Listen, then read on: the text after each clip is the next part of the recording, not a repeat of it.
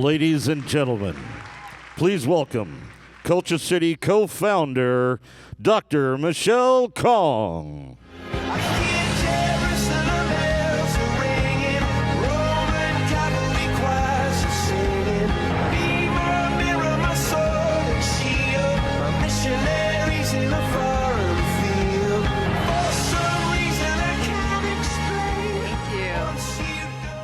I am so honored to be spending this moment with you. Every time I see all of you, every year, this is like our thing, and I'm always feeling very humble, very blessed, and so thankful. So, what an amazing night. I want to just start by asking this question, because this is a question that I've been thinking a lot about lately. Has anyone here, or have anyone here ever felt like you don't belong, or that you don't fit in? Have you ever felt unseen, or perhaps misunderstood because you look different, and maybe because you're just a bit different? So this is really a story about belonging, and this is the story of Culture City. This was the year 2011, and both Julie and I, we were driving in our car after a really long day of testing at the hospital with our son, Abram. That was one of his favorite songs that just played, so it was very special for me and for us. But anyway, so we were in the car, and we had just spent a whole day of testing.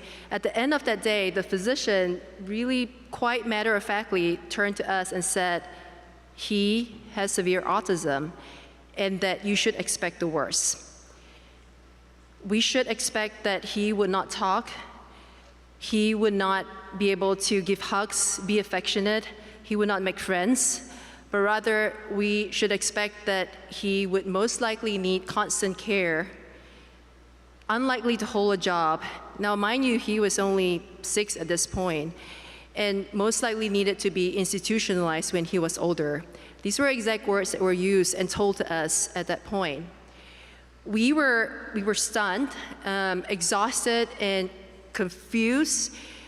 We knew one thing was for certain. As we were processing this, we knew one thing was for certain, and that was we would not accept this physician's ending for Abram before his story even began. And we knew deep in our heart that underneath the flapping and the rocking, and sometimes really hard times when he had this inconsolable outburst, that it was a son who knew us, who loved us as we loved him. I would never forget this moment as we were driving. So music was playing in the car, and Abram was saying a word, and he kept saying it over and over again, and he was pointing to the dashboard. We couldn't understand this word, we couldn't place it, but we knew he wanted a particular song. And so we went through playlist after playlist, song after song, to no avail. Frustrated, he eventually said fine and accepted the song that was playing at that point. Now, this incident happened repeatedly many more times. And I'll never forget this. One day, a song by Rick Astley came on. Rickroll, you guys know this song. And he said the same word, and he gestured to the dashboard, and he got our attention, but this time with joy and happiness and excitement, because that was the song, that was the word. And we're like, of course, Astley. Why didn't we think that? It was Rick Astley. And that moment stuck because it really impressed upon us that unless we gave him every opportunity to learn and to have the skills to excel and to succeed, and to place him in an environment where he was accepted for who he was, we would be fulfilling the ending that was given so wrongly to him. Fast forward now 2 years later, and this time he had a brother, Judah, who was a rather precocious toddler. We were driving in the car.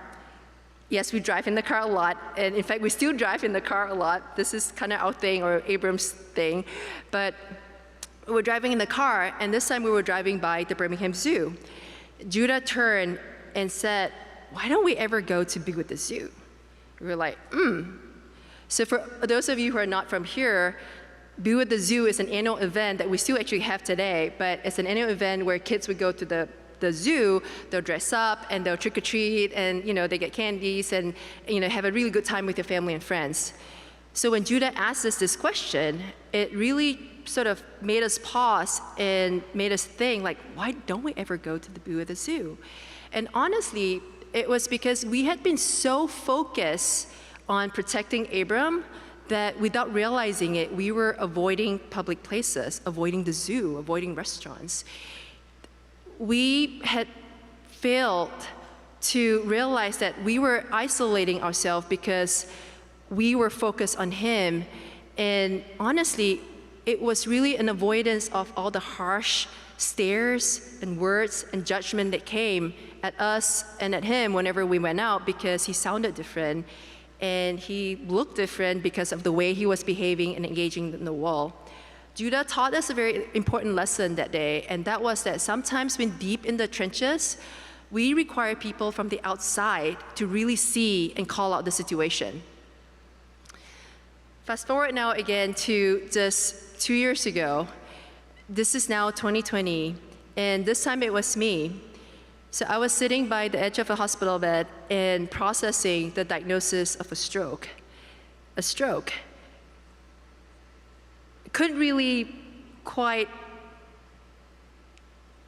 it's hard to describe that moment, but just a few months ago, I had ran 100 miles, and yet there I sat with numbness and tingling all on my right side, a really strange thumping noise from my ear, which I can still hear, so it's competing with me as I speak to you guys, but I've learned to ignore it. Numb and just dizziness and incoordination, but really mostly just very afraid of what was going on. After the diagnosis, for a very long time, I hit, and I didn't really tell a lot of people, not a lot of people know actually, COVID was good in that sense that we were wearing masks, and so I was always behind a mask.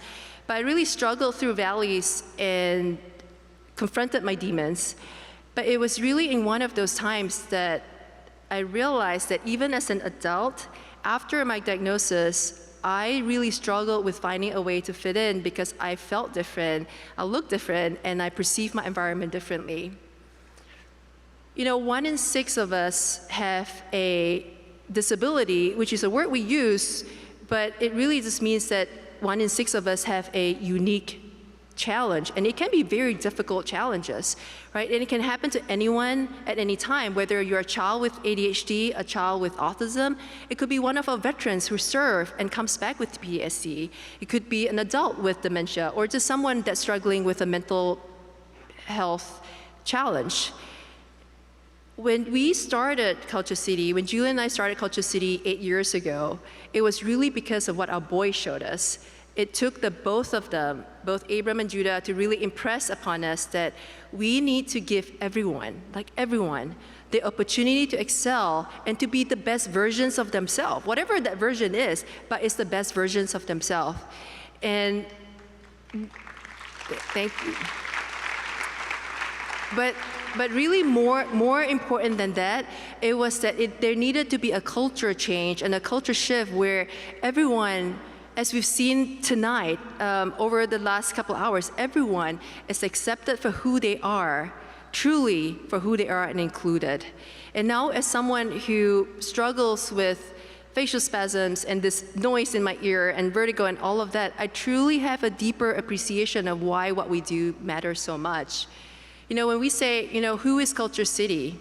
It's not what is Culture City, it's who is Culture City. Culture City is you, and Culture City is me, as all of us here collectively tonight, and who truly believe that accessibility and inclusion is what is necessary, and that everyone should belong, everyone should feel at home. I truly believe that we are agents of change. As Culture City, we build structures and systems towards this mission. We provide training, as you've heard, to our zoos, our venues, our hospitals, our frontline providers, our police officers. We go to music festivals. We create sensory rooms. You see the pop-up sensory space at the back. We give sensory bags with headphones and fidget tools. But honestly, it is more than just that, right? When we train, when we give out these bags, when we have this, when we build these safe spaces, when we deploy our sensory activation vehicle, when we meet someone where they are, we are opening a door for them towards a different future. We are forging a new path. We're saying no to the ending that was prescribed, but to a new ending. And this is what we're about tonight. It is about Life Safe, and it is about Life's Touch, and it is about belonging, right? It is about belonging, and it is really, truly about making the nevers possible. Thank you guys so much.